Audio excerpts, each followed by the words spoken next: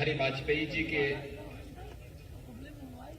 कार्यों को जन जन तक पहुंचाते हैं प्रदेश सरकार के विधि और न्याय मंत्री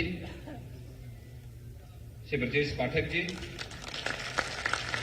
आज के इस कार्यक्रम में उपस्थित सभी सम्मानित जनप्रतिनिधिगण, उपस्थित महानुभाव और लखनऊ के सभी अटल जी से जुड़े हुए भाइयों बहनों, मैं सबसे पहले अटल जी की स्मृतियों को कोटि कोटि नमन करते हुए उनकी पावन जयंती के इस आयोजन के अवसर पर मैं पूर्व संध्या पर आयोजित कार्यक्रम में उन्हें प्रदेश शासन की ओर से विनम्र श्रद्धांजलि अर्पित करता हूं। अटल जी का नाम भारत के सार्वजनिक जीवन में दलीय सीमाओं से ऊपर होकर के हर व्यक्ति बड़ी श्रद्धा और सम्मान के साथ लेता है, और यह न केवल सार्वजनिक जीवन में रहने वाले किसी भी व्यक्ति के लिए, बल्कि भारतीय जनता पार्टी के जो एक कार्यकर्ता के लिए इतना भी अनुकरणीय होना चाहिए कि 6 दशक का एक लंबा सार्वजनिक जीवन बिना किसी कलंक के, एक निष्कलंक जीवन जिस व्यक्तित्व ने जिया था वह नाम था अटल बिहारी वाजपेयी जी का। भाइयों बहनों, राजनीति के बारे में और सार्वजनिक जीवन में कार्य करने वाले कार्यकर्ताओं के बारे में अटल जी ने कुछ बातें कही थी। उन्होंने कुछ बातें बहुत स्पष्टता के साथ कही थी और उन्होंने कहा था कि सिद्धांत विहीन राजनीति मौत का फंदा होता है।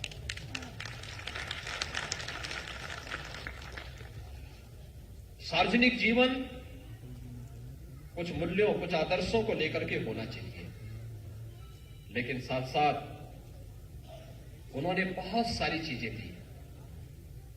अब देखिए, एक एक उनकी पंक्ति और साहित्य के प्रति उनका जो भाव था, किस रूप में हर एक नागरिक को झकझोरता था, उनकी एक पंक्ति बहुत कुछ कह जाती थी, सब कुछ कह जाती थी। और इसीलिए अटल जी हुए, और अटल जैसा कोई नहीं, यह हमेशा व्यक्ति इस बात को स्वीकार करता है। और सदैव अटल जी का नाम जब आता है, हर व्यक्ति, हर तबके का व्यक्ति, वो बीजेपी का समर्थक हो, बीजेपी का विरोधी हो, वह सत्ताधारी हो, फिर विपक्ष का हो, वह किसी भी उम्र का हो, अटल जी इन सभी सीमाओं का अतिक्रमण करते हुए सदैव लोगों की श्रद्धा और सम्मान के विषय बने रहे।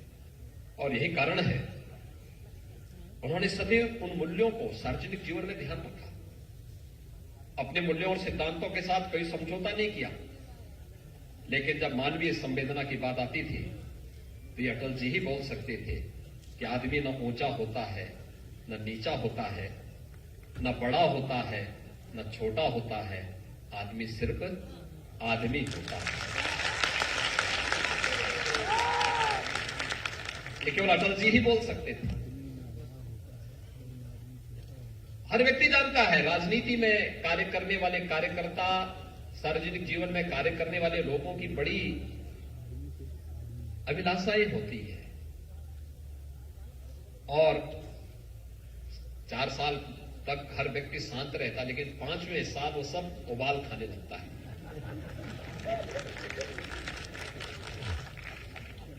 और तब अटल जी ने इस बात को कहा था, एक बात उन्होंने कहा, कार्यकर्ताओं से कहा था उन्होंने कि छोटे मन से कोई बड़ा नहीं होता और टूटे मन से कोई बड़ा नहीं होता। भाइयों बहनों, बहुत कुछ संदेश दे देता है। और याद करिए, प्रधानमंत्री पद की शपथ जब पहली बार उन्होंने ली थी, क्या कहा था उन्होंने, कितना कुछ कहा था। मेरे प्रभु, मुझे इतनी ऊंचाई कभी मत देना, गैरों को गले न लगा सको। ये अटल जी ही कह सकते थे। इस देश की उस राजनीति को, जो राजनीति इस भारत की मूल परंपरा को सदैव कोसती थी, सदैव धिक्कारती थी, जिसके कारण स्वतंत्र भारत अपने मानबिंदुओं की पुनर्स्थापना के लिए कभी ईमानदारी से पहल नहीं कर पा रहा था। आज देश के यशस्वी प्रधानमंत्री नरेंद्र मोदी जी के नेतृत्व में अयोध्या में राम मंदिर के, भव्य राम मंदिर के निर्माण का कार्य जब तेजी के साथ आगे बढ़ रहा है, काशी में भगवान विश्वनाथ का परम धाम पूरी भव्यता के साथ देश और दुनिया के सामने छा गया है। इस देश की कुटिल राजनीति को धिक्कारते हुए अटल जी ने इस बात को कहा था, उस समय भी कहा था, बहुत ही शालीनता के साथ उन्होंने कहा था, जो लोग इस देश के मूल परंपरा को धिक्कारते थे, कोसते थे, हमेशा गाली देते थे, हिंदू को सांप्रदायिकता का पर्याय मानते थे, उनको भी धिक्कारते हुए अटल जी ने कहा था, हिंदू तन मन हिंदू जीवन, रग रग हिंदू मेरा परिचय। यह भी जो अटल जी ही कह सकते थे, अटल जी ही बोल सकते थे।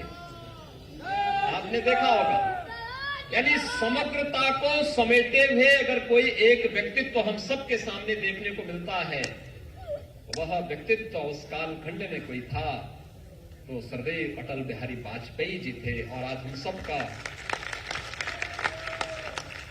सब अटल जी की उन स्मृतियों के साथ जुड़े हुए हैं। उनकी जयंती की इस पूर्व संध्या में उन्हें अपनी विनम्र श्रद्धांजलि अर्पित कर रहे हैं। और मैं धन्यवाद दूंगा ब्रजेश जी को कि प्रतिवर्ष उन्होंने इस प्रकार के कार्यक्रमों को स्मरणीय बना दिया। बहुत कम होता है, जब तक व्यक्ति पद पे होता है तब तक तो यश गान गाने वाले बहुत होते हैं, पद के जाने के बाद भी कुछ समय तक हो सकता है। लेकिन अटल जी प्रधानमंत्री पद पर 2004 में निवृत्त हो गए। आज अटल जी भौतिक रूप से हमारे बीच में नहीं है, लेकिन अटल जी की कविता पाठ हो, उनके साहित्य के बारे में वर्तमान पीढ़ी को जानकारी हो, अटल जी के संपूर्ण व्यक्तित्व और कृतित्व की जानकारी वर्तमान पीढ़ी को हो, लोकप्रिय कवियों को, साहित्यकारों को मंचों पर सम्मानित करके हम अटल जी की इस परंपरा को सम्मानित कर सकें।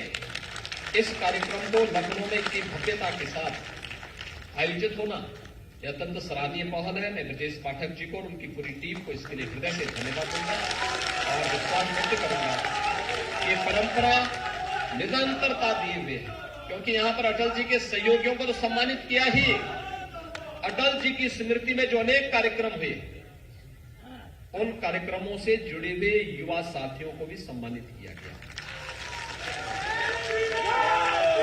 नहीं तो लोग ये मान लेते हैं कि एक उम्र के बाद कोई व्यक्ति बुजुर्ग होता है तो लोग मानते हैं कि उन बुजुर्गों को सम्मानित करना है। युवा छूट जाता था, या युवा है तो वह बुजुर्गों को छोड़ देता था। लेकिन ब्रजेश जी ने दोनों के बीच में संतुलन बनाए रखा है। मंच पर मैं देख रहा था, एक तरफ युवा सम्मानित हो रहे थे, दूसरी तरफ अटल जी के सहयोगी भी सम्मानित हो रहे थे। अच्छा प्रयास है, अच्छा संतुलन है। ब्रजेश जी आपको धन्यवाद और आपकी पूरी टीम का मैं अभिनंदन करता हूं और सदैव अटल जी को एक बार फिर से उनकी स्मृतियों को कोटि कोटि नमन करते हुए विनम्र श्रद्धांजलि अर्पित करता हूं। धन्यवाद। जय हिंद। बहुत बहुत साधुवाद माननीय मुख्यमंत्री महोदय को। और अब बस एक संक्षिप्त सा कार्यक्रम, उस ये पत्रिका साहित्य गंधा का विमोचन होने के तुरंत बाद में माननीय अतिथिगण से निवेदन कि विमोचन सर्वेश अस्थाना जी जो इसके संपादक, बस 1 मिनट अपनी बात वो आपसे कह करके हम कुमार विश्वास जी को आमंत्रित करेंगे। जी, सर्वेश अस्थाना।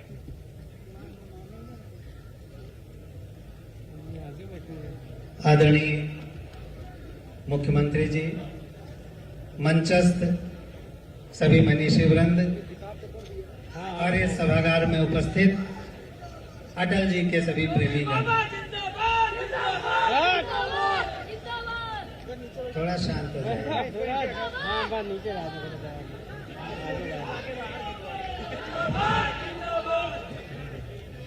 जब तक आदरणीय योगी जी स्थान ग्रहण कर रहे हैं, मैं आपसे ये बताना चाहता हूं कि जब अटल जी के इस कार्यक्रम का रूप तैयार किया जा रहा था तो उस पे ये तय हुआ कि अटल जी के लिए एक विशेष अंक निकाला जाए साहित्य गंधा का, और हमारे सहपाठी मित्र ब्रजेश पाठक जी ने ये दायित्व तो मुझे सौंपा। साहित्य गंधा का ये विशेषांक आप लोगों तक पहुंच चुका है। अतिथि संपादक हमने आदरणीय ब्रजेश पाठक जी को इसलिए बनाया कि अटल जी की स्मृतियों को अक्षुण्ण रखना, अटल जी की कविताओं को जन जन तक पहुंचाना और अटल जी से संबंधित तमाम कार्य लखनऊ में संचालित करना ब्रजेश पाठक जी का योगदान बहुत बड़ा है। मैं बहुत खुश हूं आज इस विशेषांक को छापने के लिए, क्योंकि इसमें वरिष्ठ पत्रकार हेमंत शर्मा जी का लेख, सुरेंद्र शर्मा जी का लेख, अशोक चक्रधर जी का लेख, डॉक्टर हरिओम पवार जी का लेख, हृदय नारायण दीक्षित जी का लेख, डॉक्टर उदय प्रताप सिंह जी का लेख, तमाम सारे लोगों के वो संस्मरण प्रकाशित हैं जिनको पढ़कर आपको आनंद आएगा। मैं आप लोगों के लिए लखनऊ के लिए दो पंक्तियां कहना चाहता हूं। जो बाहर से अतिथि आए हैं, राधा मोहन जी आदरणीय प्रधान साहब और जो लोग बाहर से हैं, मैं लखनऊ की तरफ से 4 पंक्तियां कहता हूं और आप लोग शामिल होइएगा, जिससे ये सिद्ध हो सके कि लखनऊ क्या है।